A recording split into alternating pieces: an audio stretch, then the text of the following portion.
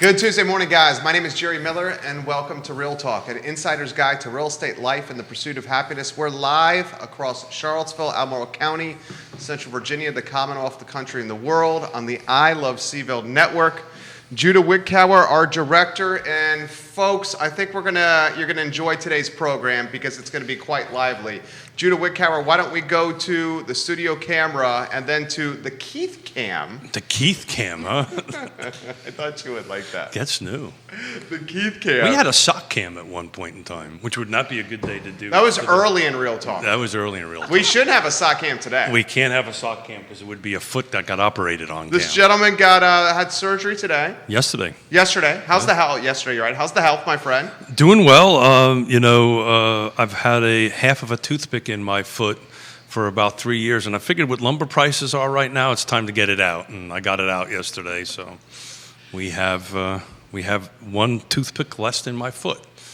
I'll start the bidding on the toothpick Are you feeling okay? I'm feeling good. I'm on some meds, so this is going to be a lot of fun today. You're on meds right now? No, just some Tylenol. Okay. Just some Tylenol. Yesterday was fun on the way home. Apparently, I gave out a bunch of state secrets to Yonna on the way home. Oh, he talked and talked and talked. I think if they're 40 years old, they're Freedom of Information compliant, so you're safe. Why don't we welcome our guests? Let's do that. Hey, that's a great idea. They're hearing other voices here. Let's get our guests in the mix, Keith Smith. Well, I'm going to let you do that, sir. Okay, we got Quinton Beckham and Jonas Smith Good morning. on set with us. Yonna, how are you? Phenomenal. Happy Tuesday. Happy Tuesday to you. Tuesday, May. Wonderful. Right? Great day. And your daughter's birthday? Happy birthday, Yasmina. 35 years old today, yes. So spent some time with her this morning and the grandkids, and a lot of fun. So nice memories. 35 years. So 35 what? years. That was, we talked about this morning at 12. 17. So you're not quite there yet. You got about a little over 2 hours, a little less than 2 hours before the actual moment. Yeah? Well, That's their oldest. that's the oldest. Yeah. Born in Ottawa, Canada. I love it. And Quinton Beckham in the house. QB. How are you, QB? I'm good. Do we want to do a quick intro? Yeah, Quinton Beckham, what's good? A quick intro of yourself for those of the two people that may not know who you are. Oh, gosh. I'm not sure that there's anything worth introing, but I am the managing partner for Keller Williams Alliance and its associated business ventures and brokerage, and the principal broker for those agents. So today we're going to have fun. Everybody's got a little buzzer in front of them, and I'm going to ask some random, there you go, I'm going to ask some random questions. They may be real estate, then again, they may not be, and whoever hits the buzzer first wins. What I'm hoping to do is that some questions might come off on the feed, and Jerry, you can read them off, and we can kind of have a virtual quiz show. Show them the buzzers. We'll put the buzzers on screen. Everybody buzzer. Yours is obviously louder. Why is Keith mine louder? Smith, I don't know. You bought the buzzers. You had some insider knowledge over there. Keith Smith's going to be asking us questions. Are you going to ask the questions? I think we're all going to throw in. I'm going to kick it off. Okay, so I've got a list of questions. Do you know we're coming up with questions today? Nope, they did not know. I did not idea. know that either. No So idea. Keith has a list of questions. I do not have a list of questions. Do you, Quinton do. Beckham, have a list of questions? No, but I can make them up as I go. Okay.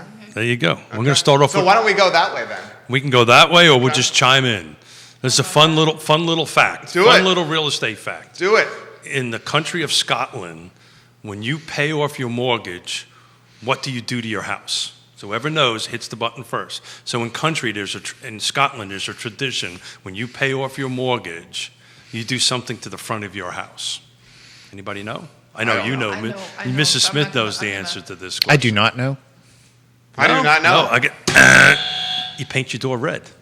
So if you wandered through Scotland, so every red door you see, they paid their mortgage off. Red door, you knew that. I did not know that until he actually pointed it out. So Okay. if you pay your mortgage off in Scotland, you paint your door red. Yeah. Wouldn't that raise your insurance premiums? Don't you think? You're telling everybody in the world. I have no idea, but Do you think that would raise their insurance premiums? it's Scotland, I you know. think in the market that we're in, that would be very So interesting. these are the kind of questions you're going to get, Mr. Beckham. He's studying all this data stuff. I mean, imagine if you were to do this here. You don't really need to do any marketing as far as putting your home on the market, right? There's enough equity in the homes, and you can just put them on the market. Red doors when your home is paid off. I wanted to start off with something really fun fact that not most people knew. I mean, that's tipping off a lot of people that you're sitting on some money over there if your house is paid off. Or they're just proud of the fact that they pay the house off. I don't know, but in Scotland, if you wander around, every time you see a red door, the mortgage is paid off. There you go. There you go. So does that mean it's Quinton Beckham's turn for a question? We can try that. Mr. QB, you want to try one? Oh, Lord. You know, I'm not sure where to go from there. We get studies from NAR that tell us about home buyers and what do they look like and how do they operate. And, thousands and thousands of home buyers fill these out. So I'm curious, what percentage of home buyers do you believe started their internet search online? What percentage of home buyers Started their home search on the internet? I would say over 85%. Okay. 95%. 95%. Okay. Is this an auction? How are you auctioning This would be here? Price is Right. Actually, I think it's lower than that. I think it's around 50%. 43%. Okay. it's So close. we all went over. Price is Right. We all busted, but you were the closest. 43%. Now, they also do demographics. So they break this up by age groups. So 20 to 30, 30 to 40, 40 to 50, yada, yada, yada. What age bracket had the highest percentage that started their internet search online? Millennials. Which would be 30s. Yeah. In their 30s. Yeah. Okay. Is that you're, fair? You're wrong. Oh, dang. What age bracket? Yes. 40 to 50. You are correct. They actually tie with. Yonna! They actually tie with 50 Oh, to here we go. 60. We got the clapper. They actually tie with 50 to 60. All to point out that sometimes we make assumptions. We would assume, we always talk about millennials, Gen Xers, younger people, they're always online, and so obviously they must start their home search there, but that was not the group that did it the largest percentage of That's the a time. good question. And that's based on the 2020 numbers, but that's been a reoccurring trend. That trend has happened in, if I remember, 18 and 19. That's just not something that just happened this year, right? Nope, they start online. You want to jump in Amazing. with something, babe? I'm going to try. The number one recommendation that you should be doing before you put your home on the market. What's the number one recommendation? Oh, I know what you're going to say. Consulting with a realtor, a trusted advisor. Oh, I thought you were In going to say addition hi to at that. YRP, but In that's addition, okay. to that, in addition to that, Number one. number one recommendation. Oh, now I'm on the spot. Paint the house? More specific. Ooh. Yeah, hire us. Yes, realty Any other partner. guesses? No, go. What is it? Paint the front door. Oh, Paint the front not And- red though. If you're Yeah. in Scotland, that tips Scott, it you're off. painting the front door red. Well, you tips it off then, because you can do that. Well, we couldn't do that yet. We couldn't paint. the Jerry, what do you front think? door yet. Throw us something. I have one. This Quinton Beckham. Get ready for this one. Okay. Oh, no. Oh, yeah. What is the oldest active brewery in Central Virginia? Oh, Ay, ay, ay. Let's see, I'm not a beer drinker, The so. oldest active brewery in Central Virginia. The brewery in Central Virginia that is the oldest and still active. I know this because we've been, you and I have chatted. Do you know about this? I know this one. I do not know. Go You ahead, know tell. it? Go ahead. You tell. know it right now. No, See no. if you Now know I it. just realized See if you know it. I might have it wrong. Okay. Well, South Street. South Street is right. Yeah. South Street Brewery. Now that. But Really? That was not the first. The first was Blue Ridge Brewery. And then the third was Star Hill Brewery. Blue Ridge Brewery eventually evolved into Star Hill Brewery on West Main Street. And Yeah. now Star Hill's the Star Hill we know in Crozet. But the oldest was South Street, founded in 1998. Star Hill was founded in 1999. So in honor of Quinton Beckham's home place, I've got two fun real estate factoids about Oh, LA. gosh, here we go. And see if he gets them right, or whoever gets them right. What is encased in several high rises within LA? Inside the actual buildings in downtown LA, there is an operating piece of a machinery. And what is it? I'm sorry, ask that question again. Okay, so inside the downtown LA, inside the high rises, there's an operating machinery. There's something that produces something that is not part of the office building. Is that making any sense? No. Could you be less specific? Be less specific? Okay. So in there's high rises in LA that has something in it that produces something other than, office space. It extracts something. I think I just gave it away if you say the word extract something. Alarm system. Nope. So it extracts something that you don't use in your car. What don't you use in your car? Well, gasoline. Okay, so what Turn does signals. it extract from the ground? Come on, Jerry. I have no idea. There are oil rigs in LA, in downtown LA. And a handful of them. And they actually built sky rises around them.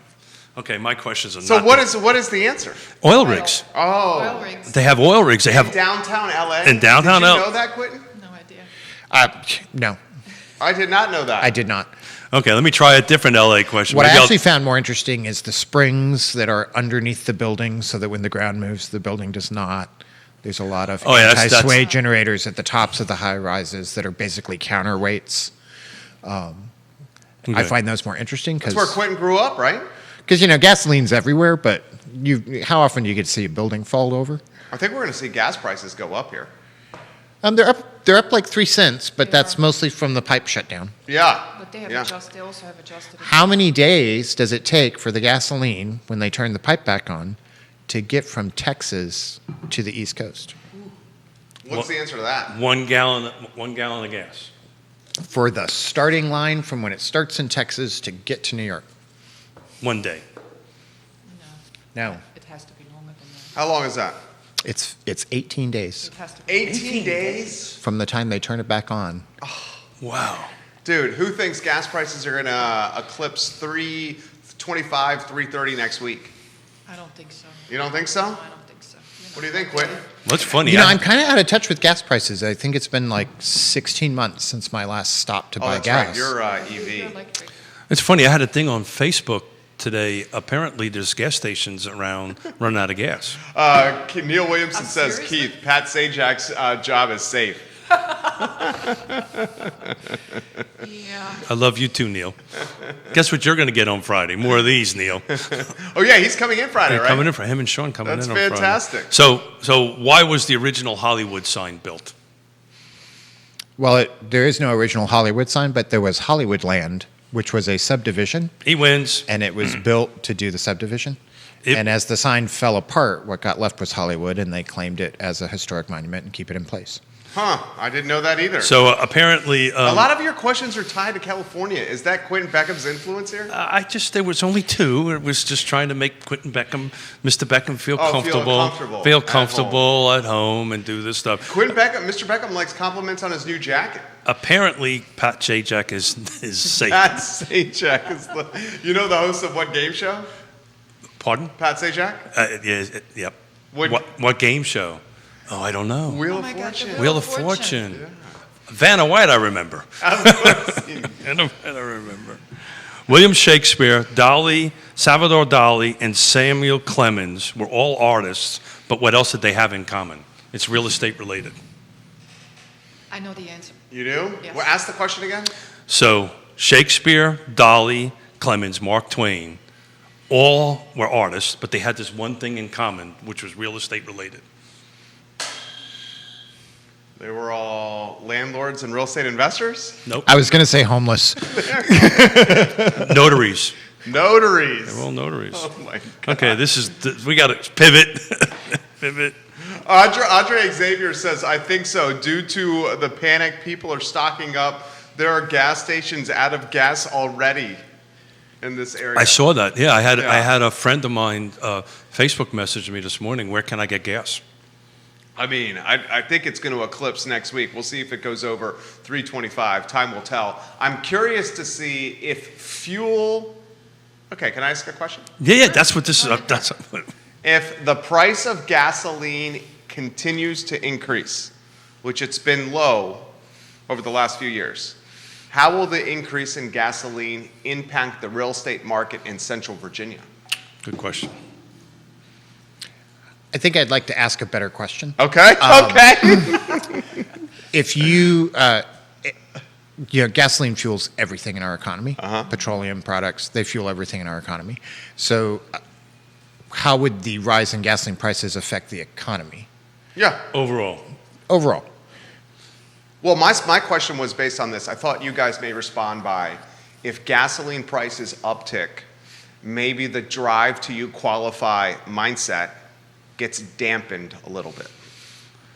Because we've talked about when gas was well north of 3, approaching 4, that 40-minute commute from the other side of the mountain to Charlottesville has a little bit more, should I really be doing this? but to it? I think there's two factors that are different the last time that when this was approaching $4 gasoline. Okay. One is what Quinton drives, an EV. Sure. VW just started releasing this week its ID4 for its $35,000, something like that, after the rebate. So it's a little bit more achievable. I think they've got a long way to go before that. But you and I've talked about this all the time. I think the advent of EVs are going to change that a little bit. And I think the second thing that's going to happen, in my opinion, is the discretionary dollars are not Yeah. going to be spent going out for dinner. It's just going to be spent on fuel. What do you think, Yonna? I would agree to that. I really would agree with that. Just because of the fact that I think that the demand is so high, the pent-up demand is so high, I really don't know if this is going to really impact us or impact somebody who's looking for a home. They may think about cutting down on the distance, but I really don't know if it's really going to impact us. I think it's going to impact more folks thinking about going on vacation. I also think it's sort of the frog in the water. Okay. Where gasoline prices tend to get turned up slowly, and people don't think in terms of it until, we've got some panic buying, but people don't think in terms of planning their overall life around it until something really hits them hard and fast. But the last time this happened, it upticked fast. Oh, yeah. It upticked like 2008, 2009, it really went up. like from one day to the next substantially, I think, if I remember Yeah, it but then it correctly. came also back down again. This was, I think, for a shorter It period came of back time. down pretty quickly. If you trace out GDP in recessions, they operate in a linear fashion with gas prices. And so if you want to see recessions leading in and economic productivity and unemployment and all going in bad directions, it is opposite to gas prices because so much of the economy runs on that. I think when we talk about are people going to change how they commute, hard to do that. It's hard to compare I'm paying $1.75 more per gallon versus $150,000 price delta for the home I want. And how does that play out? Well It's said. really complicated math. And we know when we buy the home price is fixed, but we can buy an EV. We can get a more fuel efficient car. We can change how we travel. We can work from home more. And so I think it affects the housing market less in terms of its direct effect on decision making and more in terms of are we creating jobs at a healthy rate? Are people making good wages and what are the cost of goods? That's well said. You want to turn that into a sizzle reel for us, J-Dubs? We're going to play that at 12:30 show. That's well said. Per Realtor magazine Yeah. and Zillow, top 3 requests for first-time home buyers. Top 3 requests? So for when they're coming out, when we're sitting down with a buyer, what is their top 3 requests according to Realtor.com and Zillow.com? Top 3 today, as of today. Okay, I'm going to say broadband. It's funny, no, that's not it. Really? That didn't make it. Realtor magazine says the top 3 requests for first-time home buyers. Broadband is not one of the top 3. Top 3 things they're looking for. All right. What's well, number 1? We talk about it all the time. I'm going to say what? Maybe a backyard?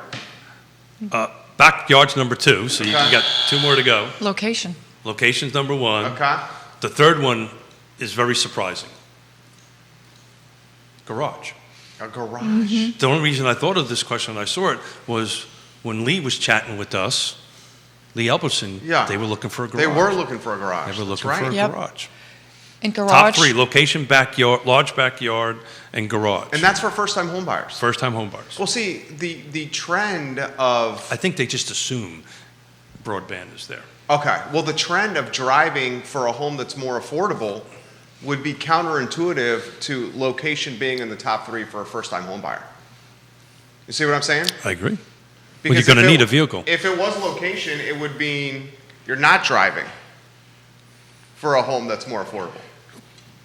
Well, I think Mr. Beckham is looking at some stats here, and I- I think you'll find out, and maybe Mr. Beckham can look this up, but of millennials, what percentage are actually looking to go out to the suburbs instead of urban? Oh gosh, I don't know that I have that ready to hand. I can tell you that It's trending towards suburban. It is. if we talk about millennial and Gen X, they are entering the home buying market at a really high rate, and so they are a third of everybody that's searching For home. to buy a home. Yep. Little high level. But may I say something to the garage? Why it doesn't surprise me? Just because of the fact it's not just a garage. It's a multi-use, multi-function room. I mean, Especially now. If it's not a garage, then it can be a workout room, it can be a workshop, it can be possibly even a home office somehow or another, or a she shed or a he shed or something. So it has, I think it has a little bit more of a purpose than just a garage. That's what I'm hearing. Well, that's what we talked with Lee. Yeah. They're Yeah. building their stuff there. The Jeep to take a 90-day trip. Jeep Vader, Sandra Collins. Jeep Vader. Of Long and Foster. Is Sandra Collins from Long and Foster? I believe she's Long and Foster. She says we need to be equally, if not more, worried about the cyber hacking, which can next target our electric rig and our banking system. Oh, And that's in interesting. reference to the hacking of the pipeline. So that was, and Jerry, you'll know what, I'm losing the name of it, but it was a ransomware. Yeah. It was a ransom, attack kind of thing. Yeah. I agree, 100%. Okay.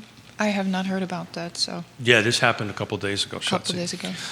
And this is a particular group that we're talking about that that did this, that are actually quite good at it and target larger infrastructures. This is not new. Lots of smaller businesses, smaller banks, that sort of thing have been the target of this. And I think, as with all threats of this type, you're going to see an acceleration in ways to defend against it, 100%. and probably things that a real estate agent doesn't know a whole lot about, Such as? such as software protection, Yeah. darkware hacking. Yeah, the dark web. If you want to know how to find a garage in a certain location, I'm your guy. If you want to protect your business against being hacked, probably call not. QB. Probably not me. Yeah. Mustache Dan Pettit, welcome to the broadcast. Good. Hi, Dan. So, CDC, Yeah. 2010, there were 2 million marriages. What eclipsed that number in 2010? It's in the real estate space, right? So in 2010, there were roughly 2 million, 1.96 million I know the answer. marriages. Can I again? Go ahead. Can I Go- take a go- guess on this? go ahead. Is it real estate related? Real estate related. Foreclosures? There you go, brother. Foreclosures. There were 3 million foreclosures in 2010, 2.9 million. I rounded it up to 3 million. And there was 1.96 million marriages.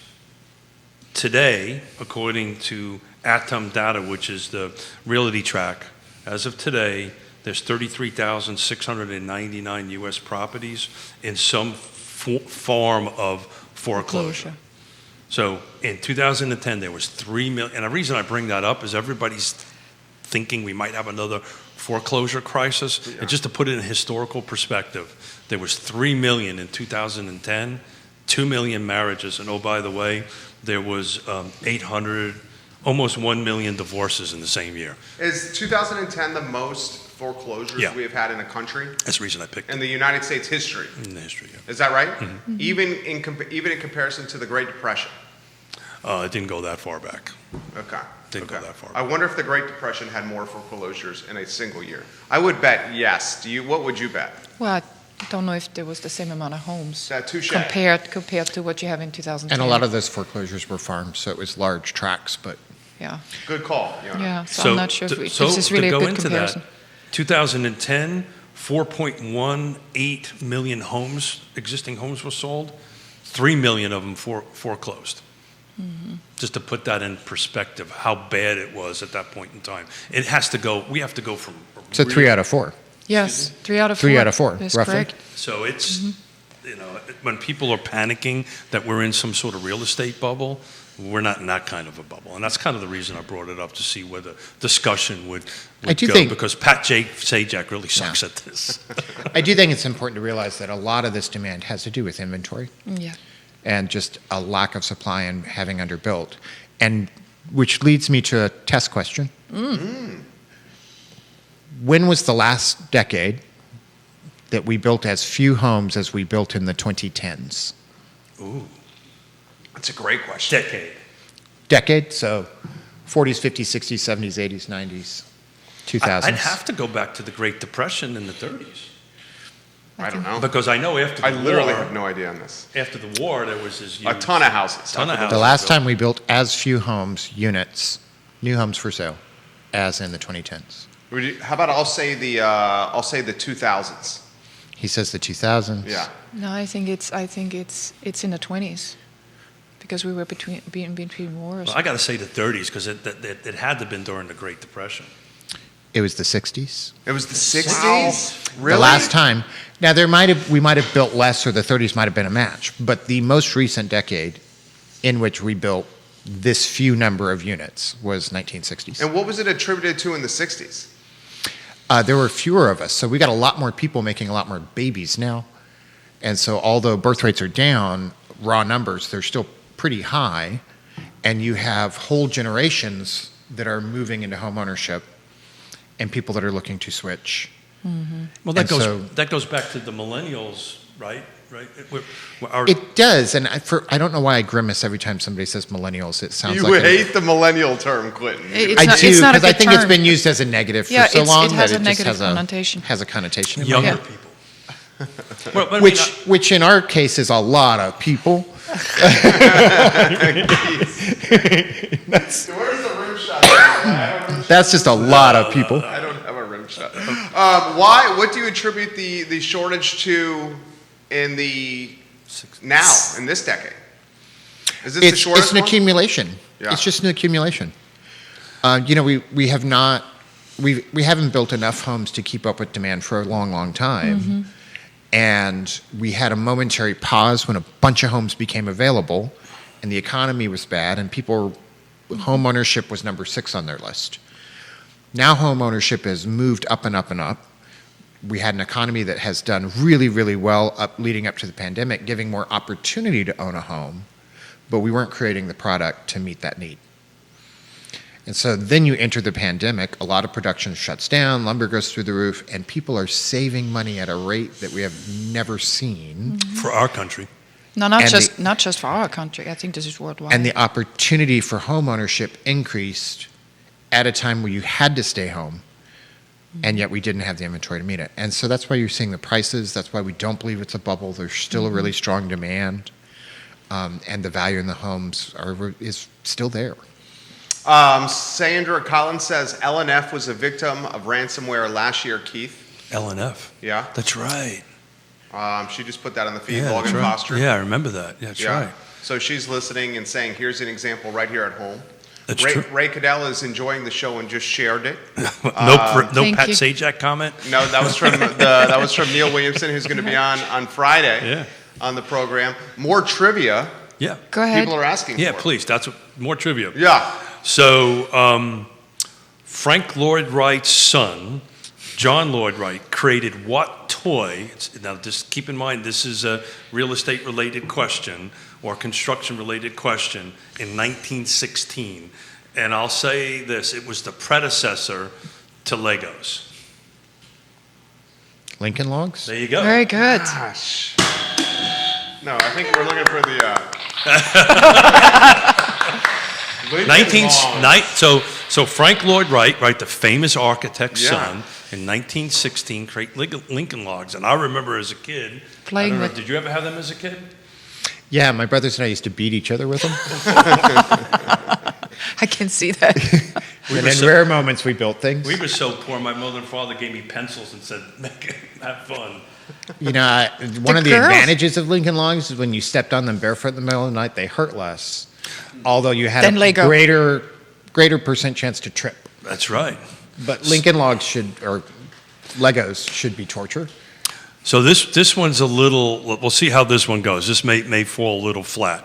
Okay. President Washington, Lincoln, Adams, and Jefferson, other than being president, had this one real estate thing in common. So Washington, Lincoln, Adams, and Jefferson all had this one, it was a real estate related Okay. thing in common. They stole land from indigenous people. That's true. They- That counts. Okay, that's not the answer, Did Lincoln steal? Oh, he did with the Louisiana Purchase, right? well, technically he bought it, but it was a pretty darn I mean, I good think deal. he got it but that was from the French. He bought it I from get the the French. French stole it from the Indians, from the indigenous Yeah. people. Yeah, but didn't he get the Louisiana Purchase? Was it for $1? Oh, He- it was some he did, he negotiated that. ridiculously cheap, Yeah. cheap amount. What was so the- what, I think I think. Sorry, you got it? I screwed it up. But No, go ahead. that's, She rang the buzzer. He's the snarky, smart kid in the back of the class. He is the Yeah. quiet Wise one. ass. The quiet one. So hold on a second, Mr. Wise Ass. What do you Snarky, think, what do you think it is? I think he got it right. Yeah, I've given my answer. You're giving your answer, that's not it. Yeah, Mr. Congressman, I think I will stick with my original answer. They owned homes in Virginia. That's not it. Did Lincoln own a home in Virginia? He did not. Okay, that's what I just said. Maybe that's was my They were all answer. land surveyors. Oh, they were all land. Well, that makes a lot of sense. Yeah. They were And not what was it? architects. Stole land from indigenous people? Yeah, I just, So yeah. then they, Okay, be nice, guys. I'm just having flashbacks to Eddie Izzard. You know, no flag.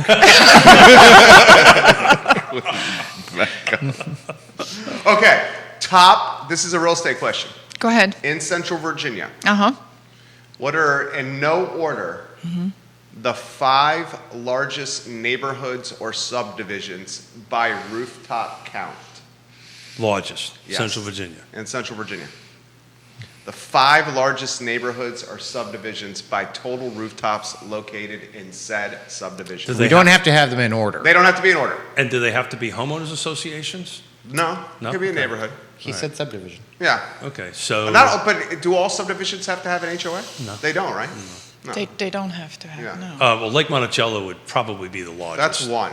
That's the largest. Yeah. And what did you say? That's 45? 4,500. 4,500. 4,500 homes. I would say second would be, boy, it's probably built, currently Yeah, built. yeah, built.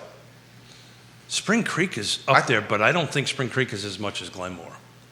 Glenmore is 870 rooftops. I think Spring Creek is more than 870 rooftops. It- What about Old Trail?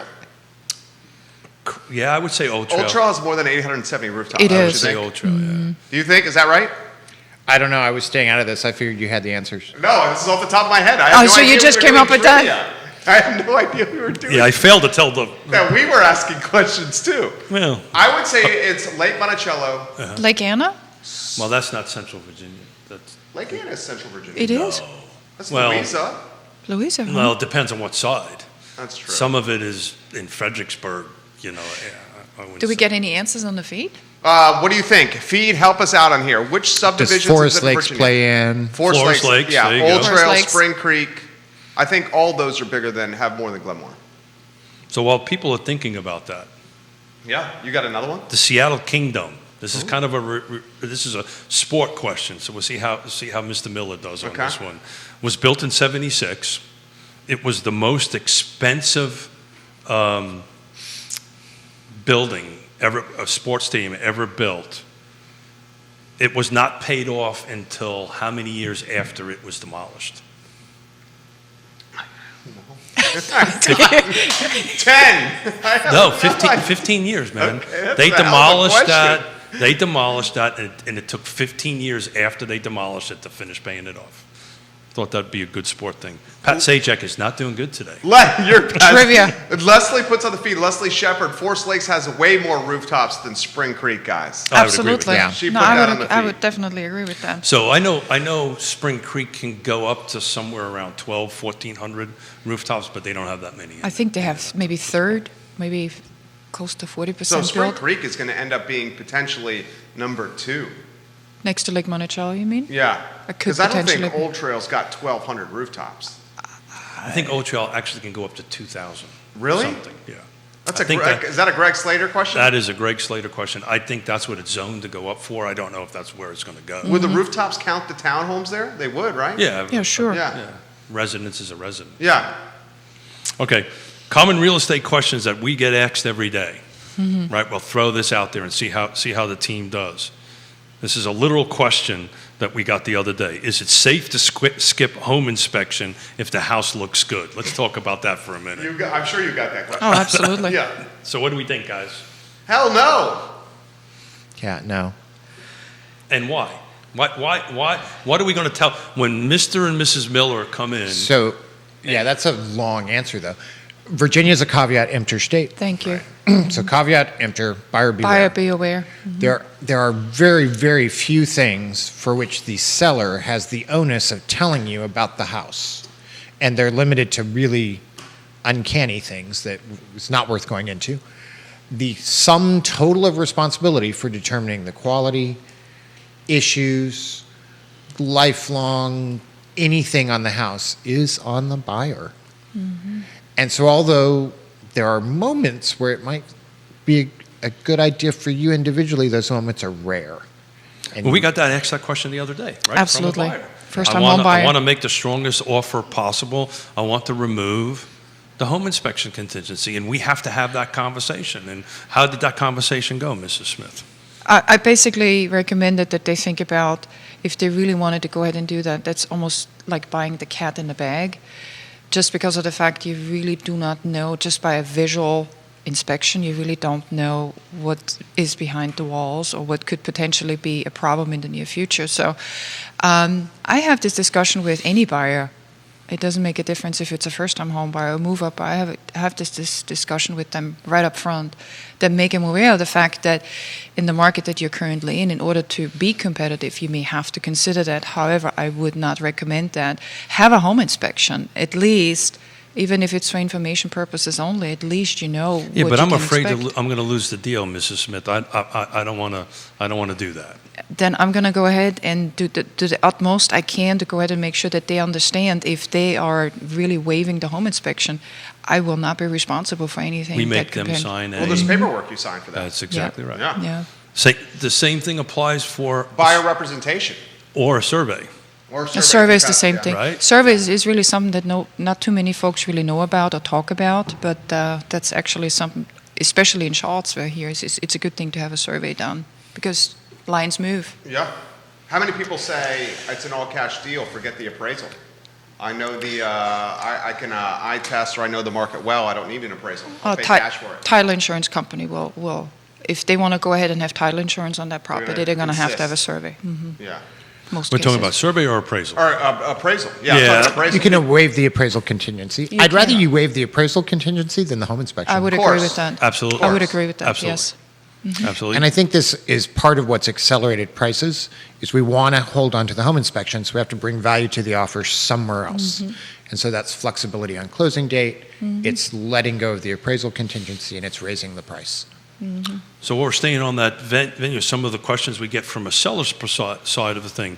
Should I renovate my house now, and what should I do to it? Right? Right. Mrs. Smith is laughing because we're renovating our house. Yeah. But three, you know, to tie into that on the listing side, should folks renovate that? We get asked that question all the time. Should I renovate my house? No. Is it worth renovating my house? And if so, what do I do? Any stab at that, guys?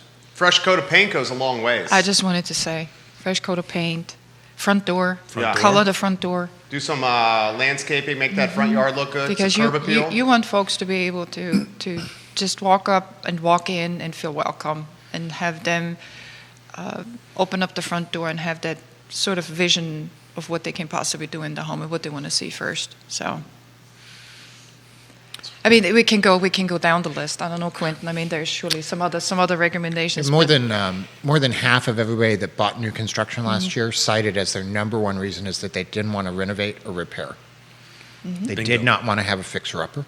And so I think there's a huge contingent out there that do that. It is frequently the first home that's stuck on a lot is the best configuration for that lot. And adding on to a home takes away from something else you wanted. You love the big backyard, and now it's gone.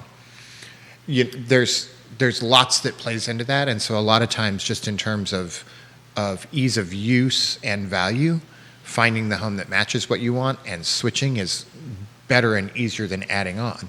That equation might not have been true for the last 14 months. There was a lot more home renovation done in the last 14 months. There was a big uptick in that, just by virtue of the fact that going on the market and finding the next house was kind of scary. Mustache Dan Pennant says, to make the offer a little more appealing, can you remove the 3-day right of revision on an HOA? You cannot. That is against That's a the law. law. It is impossible That's a to law. waive. Great question, cannot Dan. Mustache do Dan that. Pennant Dan right was there. trying to trick us up Yeah, here. I know. I think he was right there. Is That was what a it little. That was a little trick up. Let's see if they're Trick paying question attention. To see if Pat Sajak Well played, was paying Dan. Well attention. played, You can Dan. all sign things that say you waive it, and it is not true. It is not enforceable. Mustache Dan. I'll tell you what. Along that lines, as a follow-up question, let's assume you're never given it, right? The HOA package. You were never been given an HOA package. You never asked for it, and you close. Do you still get the 3 days? Not after you closed. So, for some reason, Not after you you never closed. were given an HOA package. You never asked for it. It all of a sudden it closes, and you're done. Can you retroactively, blah, blah, I can say it, go back and say, I'm out? So the principal broker in me wants to give you the attorney answer. Sure. It depends. But as a general train of thought, if we boil it down to the simplest of things, you would maintain your right of refusal up until the time you signed all the documents.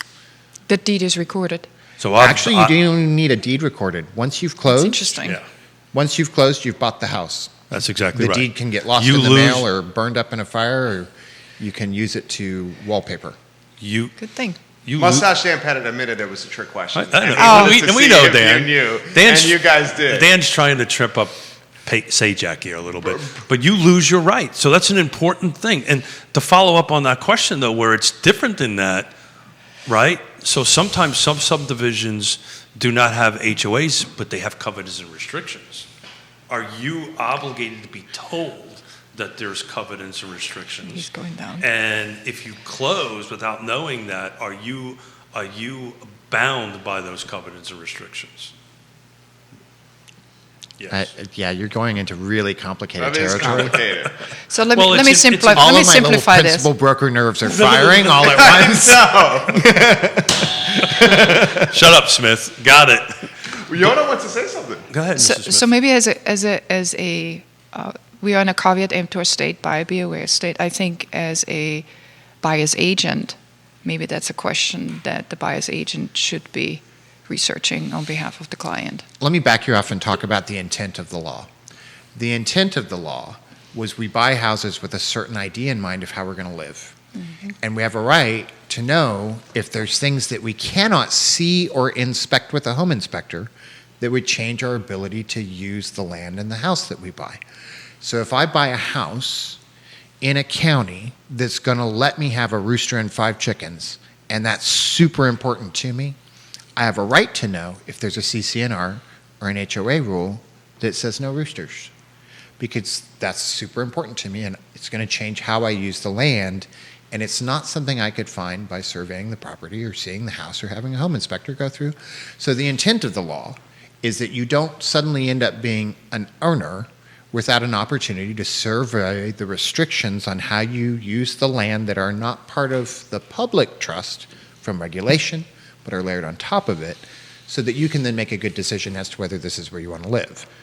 But the HOA That's is a good explanation. very good explanation. Yeah. But the HOA is very clearly in the contract, right? It's marked. And HOAs, now CCNRs also are mentioned under the Act, because CCNRs are particular to subdivisions, and understand that HOAs many of them are defunct, and yet the CC&Rs and some of the restrictions continue. They do. And so I do think as you're going through a property and you're looking at the history of the subdivision, which may not necessarily be an HOA, this is a part of that process. The reason I bring it up is I was on a listing presentation with a piece of property. I've done my homework and actually pulled the recorded covenants and restrictions off of it. They are recorded. And the person who was selling the house didn't even know that there was restrictions on it. Like they couldn't put a RV on their property. There were Very common. certain things, and they didn't know that. And it was a huge education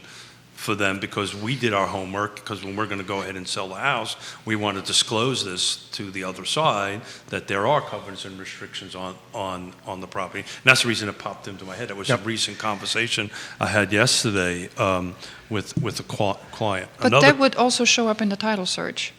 If there's a title search, if it's a recorded CCR, then it shows up. It will just show up in the CNRs, but sometimes at that point, you know, the road, we've been down the road so far that the question becomes now, can I terminate? This is a bit of a legal, the principal brokers. Then and the attorney I'm managing making the brokers- turtle faces. Then the attorney- I'm not on camera. I'm making the turtle making face. turtle faces, so I should go off of it. But the point is if you've exhausted all your other quote unquote get out of jail free cards, and all of a sudden at the table you figure this out, and it's a cash deal, I'm pretty sure you're at where you're at. You call the attorney and say, Well, the attorney's sitting across the other Attorney. table. So we're going down a slippery slope. So We we're are. gonna back off a little bit. Make this- And I think if you on do that. this well in real estate and you have good representation by a professional realtor that knows what they're doing, you don't need a get out of jail free card by the time you're sitting at the closing table. And so the point Correct, yeah. is to know everything you can with the best person helping you dig and find out before you get that far down the line. So this topic's got multiple people asking questions. First, we'll welcome Cindy Hertzler to the broadcast. This is a question for all you guys. This is from Brian Susia. Besides cash, does a buyer have the most leverage or opportunity to incentivize a seller with closing date? Is that the most wiggle room to try to get a deal done, or is that the best leverage point to get a deal done besides cash? For Brian Susia. That's something that you brought up. I think that depends on your seller. Thank you know, you. I think the interesting part of real estate, and you know, So what is he saying here? He's basically saying giving them more time to move out of the house. Is that what he's saying No, here? I think what he's saying is what can I do other than cash to put myself in my best position? You talk, Yeah, to, you that's talk, what I to, said. you talk to the agent on the other side and find out what is the seller looking for. Sellers might want fast, they might want to wait until August, and that should be part of your discussion. There's also an opportunity to give them X number of weeks where they can back out to find their new home. Exactly. There's a lot of ways to sweeten the deal, but it's hard to know which one is the playing one until you were talking about a particular seller in a particular house and what their individual needs are. The most common reason for putting your house on the market to search for another house is a life change, not a job change, a life change. Something particular and personal to me has motivated me to move. That goes back to the health of a loved one. It could be adding to the family. It could be any of those things. It could be needing a garage. And if you realize that that's 30% of everybody that put their house on the market, there has to be some, you know, back and forth Q&A that happens between the two agents in a legal kind of manner that helps identify what's important to the seller that is also within the purview of the buyer to offer. And we know that money's always an issue, so let's just agree that it's always going to be money and set that aside. What are the next things? And I think that's part of how you determine how to make the best offer and how to make the best deal. And I would agree with that. And that's why you Again. need a real estate professional, a realtor on the other side. This isn't going to do this. This Zillow app, this Realtor.com app, it'll help you find it.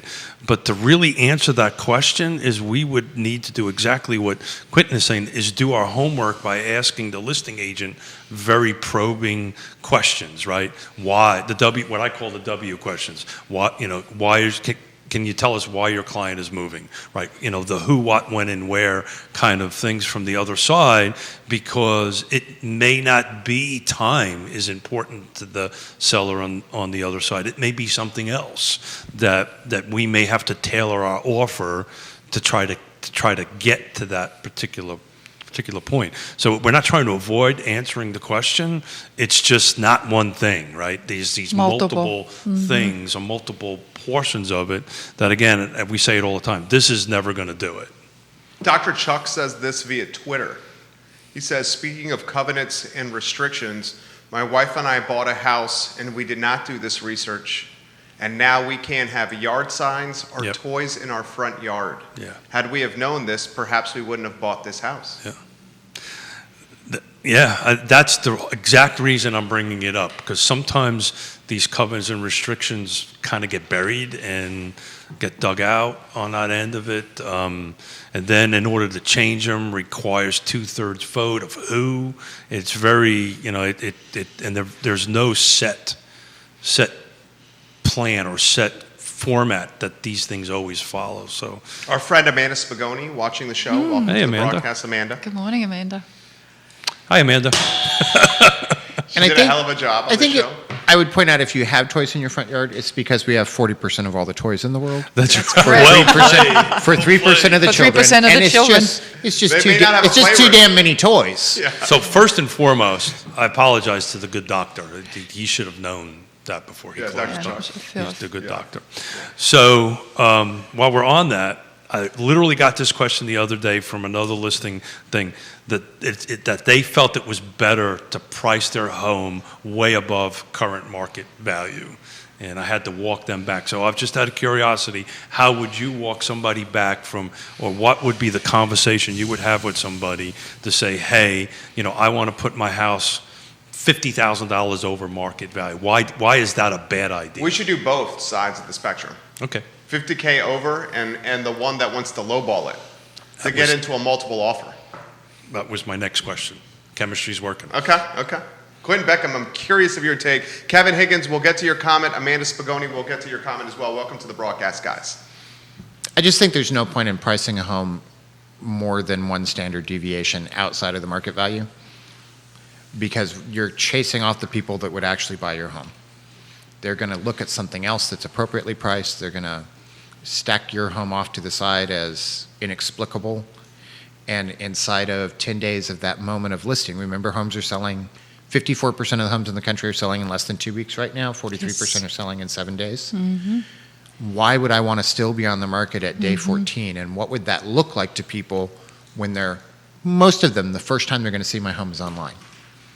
Mrs. Smith? I would wholeheartedly agree with that statement.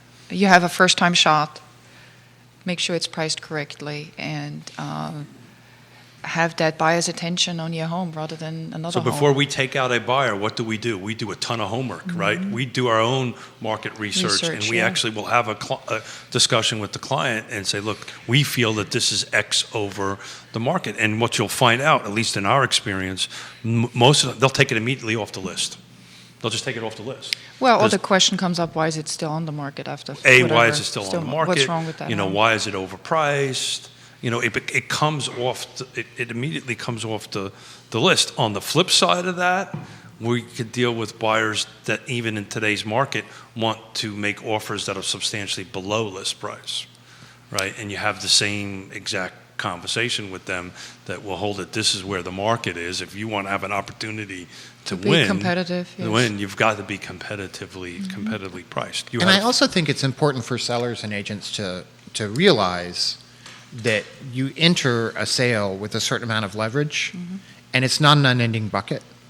And if you price at the very top of the market, by the time you convince somebody to take 94% of your list price because you were so far over, you have now used up every ounce of leverage. You probably have a full-on home inspection, you've got an appraisal contingency, you've gotten every restriction available in the contract and a few others, including I would like possession of every toy in the front yard. Instead I knew that of, toy thing would get me a hit. and so you're under contract now with all of these things, and you're at step number 4 in a 36-step process, having used up all of your clout on step number 4. So before you ask Amanda's question, And Kevin Higgins. I actually There's have actually 3 or 4 here. I actually have a question that Amanda will know. For Amanda Spagoni specifically. Oh, she will know this She's one. watching. What percentage of realtors are women in the Oh, United we States? talked about this when she was on the show. Yeah, what percentage of realtors It for my astonished 2 me. guests I are- think Amanda's answer would be not enough. Okay. Well, I think Amanda said, you go. At least 70%. Yeah, I think it was Oh, over. you're it was more. awfully close. I think it was 72%, right? 63. It was 63? Are you sure? Amanda, is that percentage right, Well, Amanda? what I 2/3. researched this morning, per NAR, it was 63%. Okay, so that's national. National. CAAR, it's higher. CAAR, I do not know that number. CAAR, I Quentin, do you think- know that number for CAAR? No. Amanda, do you know Amanda that knows number? that. Amanda, I what's would the think it's percentage in CAAR? Closer to 80%. I think it's 72%, I remember her saying. It could be in CAR, but for nationwide, it's 63% are females. 67, she just put it on the feed. Amanda 67. Spagoni, you're amazing. She said So we're 67. above normal. We're above average. So is it 2/3. 63 national? 63, according to my research. Okay, 63. here's a really good question. What percentage of realtors in CAAR are people of color? Ooh. Not enough. That's the short answer. So, one, we don't track demographics in a way that would allow you to have a real answer to that question. And there's pros and cons to tracking demographics. Okay? I can tell you it's a lot less than the percentage of persons of color who are in our community. So if you're a minority, odds are you're underrepresented in the Association of Realtors. And that's something that is very near and dear to our hearts. Right. And that we would like to change, because frequently you need, if you're going to address issues that are related to ethnicity, race, or socioeconomic status, you need those voices at the table Correct. Yeah. in a fair number so that you can get those perspectives and those points of view. Oftentimes I find as I enter into these spaces that the thing I'm really excited about, we're going to help you because we're going to do this, that is not at all what they want or need. That's true. Because I'm looking in from the outside and just don't have the full spectrum of understanding. And so we're working really hard to have better awareness, better education, and more voices at the table so that we can do a better job as Yeah. time moves on. I just talked with Alex Zerpi about this, president of Forward Adelante magazine. He does Today y Mañana on this show. He said there's one Latino realtor in CAAR. One. And that person is part-time, not a full-time agent. And he went and asked the community. Yeah. He Yeah. polled the community. And the question is why? That's the question. I don't know the answer to that. I'd love to know the answer to that. Why? Because if you can figure out why, then you can figure out how to change it. And I believe there are 3 African-American realtors in CAAR. I think we don't have the real numbers I just wanted to because say we this. don't track it. Yeah. And I think if I were to go down a list, I could contest the numbers you just gave. Okay? I think what's important is to know that whatever the numbers are, they are not enough. Yeah. Exactly right, yeah. If you're to walk away from this show where you've been given lots of useless trivia that has scattered around the map of topics and relevance, Toys? and you're going to walk away with remembering 2 things. 1, your child has too many toys. And 2, our minorities are underrepresented Yeah. in a lot of arenas, which includes the Charlottesville Area Association of Realtors. Yeah. And at least for the Association of Realtors, whom I can speak for, we're committed to changing that. And I don't always know all the ways forward, but I know that we have lots of people helping us look at that map. Katie Pearl. Katie. Keller Williams. Hey, Katie. She says, I'm a Latina as well. Cuban-American descent. That's right. I'm Cuban-American as well, Katie. We had Nice a job. great conversation about Cuba the other day, Katie and I. Yeah? I was She excited says, I'm about it. Cuban-American as well. Kevin Higgins has this question, which frankly, multiple people are asking this question on the feed. This is on LinkedIn, Twitter, and Instagram. Kevin Higgins just put this on here. For those employed in CVille and are looking to purchase homes around the areas like Waynesboro, Stanton, Fluvanna, does the current gas fare prices impact sales in those areas? So we talked about that at the beginning of the show. Yeah. Folks are chiming in now that are watching in the middle toward the end of the show, and it's the gas price fear question. I think this is going to get momentum, guys. Yeah, I think it's a fair question, but I think that we're thinking about it on the wrong side of the equation. The gas price doesn't determine demand for the houses, but it does determine ability to buy. So, gas impacts you in ways that don't just relate to your car tank. They impact you in the price of groceries. It impacts you all over the place. And so as gas prices rise over time and those ripple out, your overall budget is affected and your buying capacity is affected. That will affect you more than that tank of gas and commute time going over the mountain. It also impacts cost of construction, right? And we've been talking It about impacts the whole supply chain. Yeah, absolutely. As he said in the beginning of the show, the entire American economy is associated with gasoline. And I think we could pull on economists that we could talk about this for hours and still not have a really super well-defined way forward.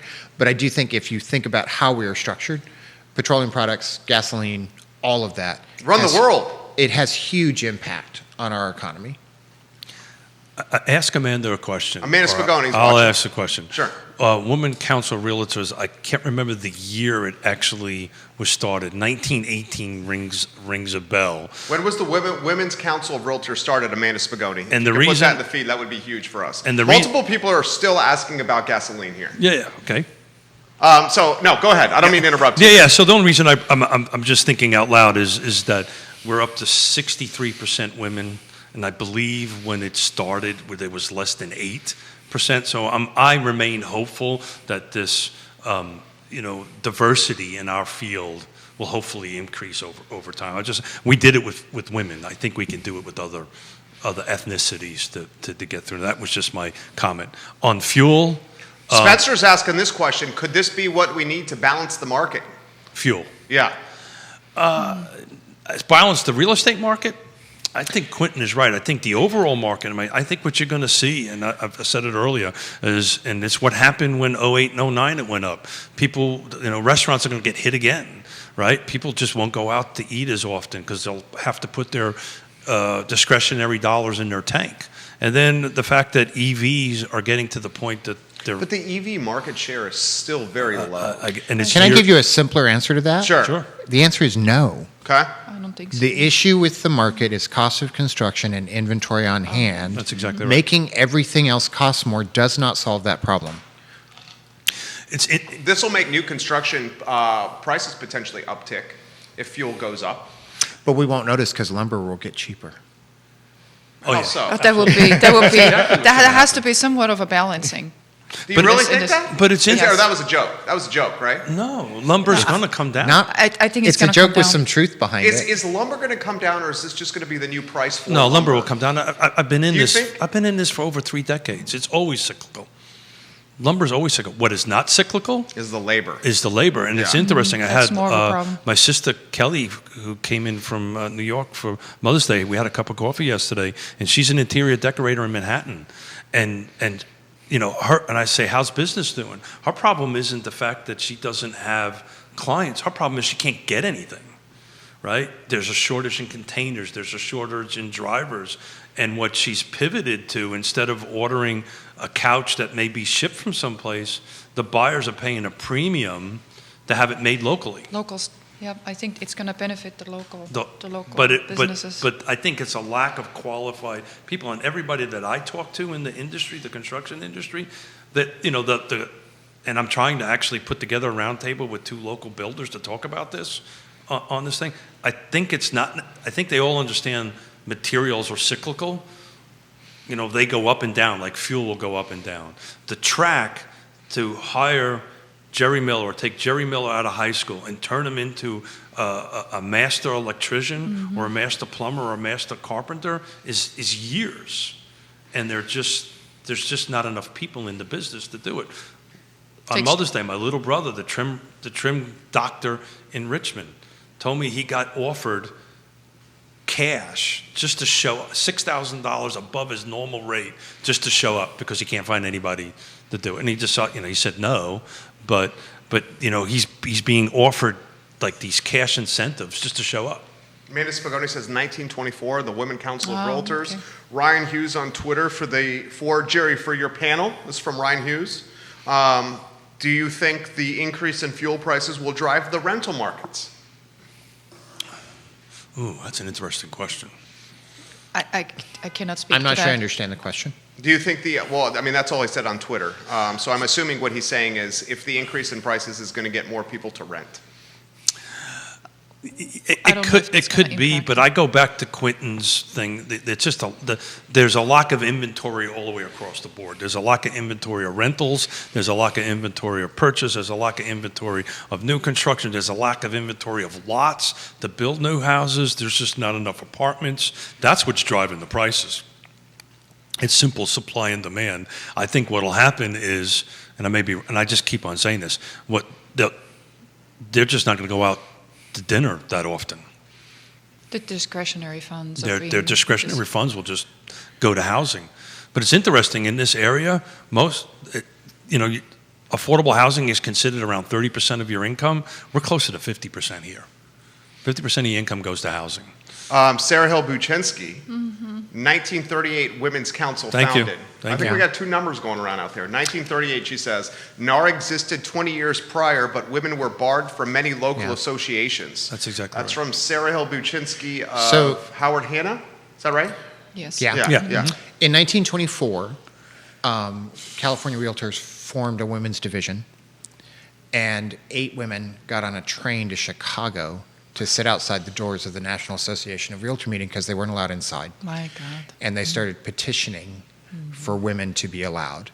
And they stuck to it, many of whom their husbands were realtors, that they helped succeed, and they knew the business inside and out, and they worked in the business, but they weren't allowed behind the doors. And that was the predecessor to the Women's Council of Realtors, which became officially recognized and formed more in a version we find today in 1932. It started with those 8 women. Very Wow. good. That's good stuff right there. I think we can fix it. Thank you to these 8 women. That's Ray all I can Cadell say. has got something for you guys. He's Century 21. Ray Cadell? No, he has his own company. He Ray owns Cadell and his- Associates. his own- his- he He's owns just his- Big Ray. Okay, It's Big Ray. Big, big he's- cool Ray. Big Ray. Big, good-looking, cool Ray. He says, I just came back from getting diesel fuel for the band truck for this weekend. Ran into 6 stations locally with no gas at all, Yeah. and only at number 10 did I find diesel. Yeah. 10 stations he went to today was 0 for 9 for diesel. On the 10th, he found it. And before he did, he found 6 stations locally that had no gas. You see what's happening here. And that was the Facebook message I had before I pulled out of the house this morning. Where can I buy gas? Mrs. Smith, how much gas we got in your car? Plenty. Plenty. You filled it up? We're going to contribute to hoarding. I can see it now. Yeah, I know. This is the new toilet paper. This is the new Clorox wipes. This is where we make a problem. Gasoline. I also think that we're prepped for this. I went to Costco this weekend and I Well, realized... you are. Electric vehicle is. I drove my electric vehicle to Costco, and I realized that I bought paper towels and a lot of paper products in general and things that don't go bad. That when I got home, I had plenty, but like my pandemic brain was still working, trying to be sure that I didn't have to go back to Costco for 6 weeks. And I bought a lot of stuff that I didn't need. And there's probably people with gas cans doing the same thing right now. That's what you're probably right. Dave Warwick, the brewmaster at 3 Notch, is watching the show. Kevin Higgins says, panel, given the current lumber increase, does the increase home insurance costs and does that impact sales? Ooh, that's an interesting question. He's basically saying with the lumber being more expensive now, does that increase the cost of home insurance and then could that impact sales? So the home insurance is just going to be based on the sales price, right? So obviously, if the sales price goes up, the home insurance goes up. But at the moment, it's really incremental. It's not a huge percentage number. Well, the increased lumber is impacting the new construction, not existing construction. That is correct. Yeah. So Well- new construction sales are going up. What is it on average between 25 and 30K? Isn't that the number I read? I think I've it read was 30. 35,000 the other day. Okay, 30, so 35. 25 and 35K. On a single-family 30,000. detached. Single-family detached, right. That's a hell of a lot. But let's be clear. The way out of the situation we're in is not cheaper lumber, it's not cheaper gas, More it's not inventory. cheaper home insurance, and it's not a lower mortgage rate. They're contributing. The issue is the number of houses and the length of time from the time a developer files a permit Yep. till There you go. somebody can put furniture in the door. Yep. So all of these other topics are interesting, and yes, they play into if I'm going out to buy a house tomorrow. Right. But if we're talking about the way out, these are just pieces of the puzzle. They're not the image on the top of the box. It's about green tape, zoning, and more inventory. Red tape into green tape. I learned. Thank you. For Red 2 tape into years green. and change. But it's a real thing, and folks that are not in the space doesn't understand this. As those know, I'm part of the engagement team for UVA, and I was in a meeting last week with them, and the consultant is a developer up in Baltimore. And I raised my hand and I said, guys, do you understand that it's going to take? They got a 10-year plan. It's going to take 5 years just to get through the approval process to start putting these products in the ground or start just developing. And they really didn't understand that. They just assumed once their decision was made, this was just magically gonna happen. But you're 100% right. It's we went from. And prior to 2008, roughly 2 million new construction. Then it dropped down to 400, in 2010, and we're now back at 1.2 or whatever it is. We spent the whole decade of under building, but it's the timeline that takes forever.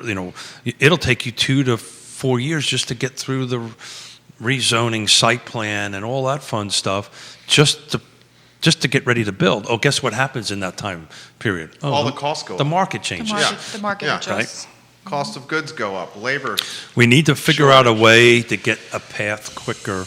That's, look, there's a reason why all these systems are in place, right? That we need to protect the environment. We need to do all these fun stuff, but it's just taking so long that we are now paying for this in lack of inventory. And as more new construction gets built, it'll help bring the existing homes on the market, because folks will be going from existing into new construction, so forth and so on.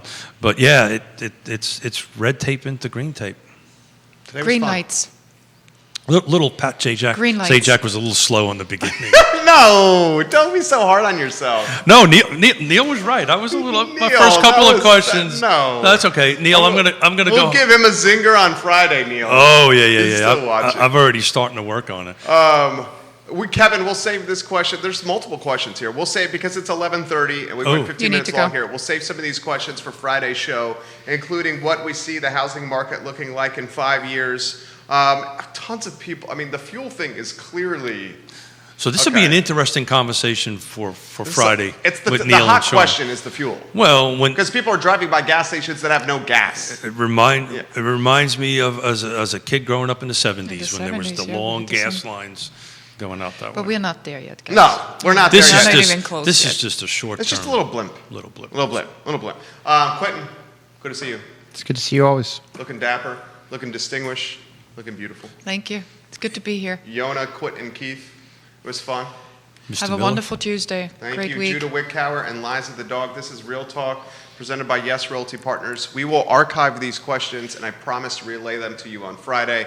We apologize we didn't get to them today, but we're grateful for you joining us on a glorious day to be alive, a Tuesday in Central Virginia. You guys have a good morning. Take care. Thank you. Thank you, guys. Thank you. Thank you. Thank you all. Good job. The fuel thing is... Pat Sajak.